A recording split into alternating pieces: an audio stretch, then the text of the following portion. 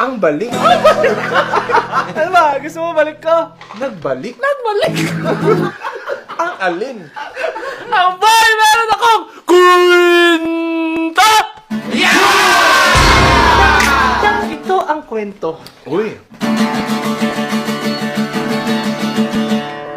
Bagal ng response mo. Pinili. ng violinista. Uy. Ang nagbalik ang kwento ng violinista. Gusto ko yan! Uy, tama na! Thank you. Ito na nga, isang araw. Merong isang violinista. Uy. Nilapitan siya ng kaibigan. Lumapit. Lumapit nun. Sabi sa kanya ng kaibigan niya, pare. Pare. Pare?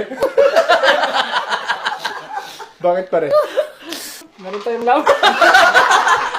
Meron tayong lamay na pupuntahan. Sabi niya, Lamay. Lamay, par. Wala kasing tutugtog. Okay lang ba? Ikaw yung tumugtog. Uy. Uy. Sabi niya, sige pa rin.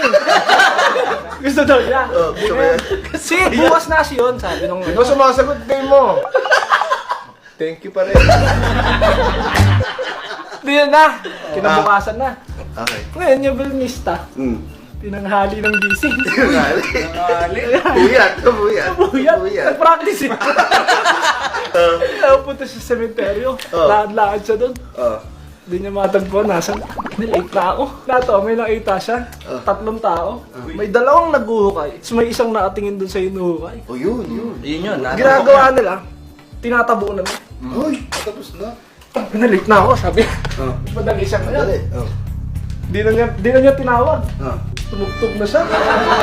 Natugtog siya doon. Habang natugtog siya, nag-iiyakan yung 3.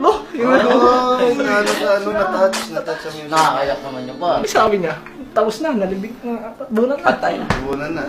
Nakapit siya. Sir, talagang napaka-importante niyang tao na yan sa inyo, no? Kasi talagang grabe yung iyak niyo. Sabi ng sobra. violinista. Automatic yan. Sabi nung nag-uukay. Tangina, puso kasi. Puso kasi yung nililipin. Ngayon lang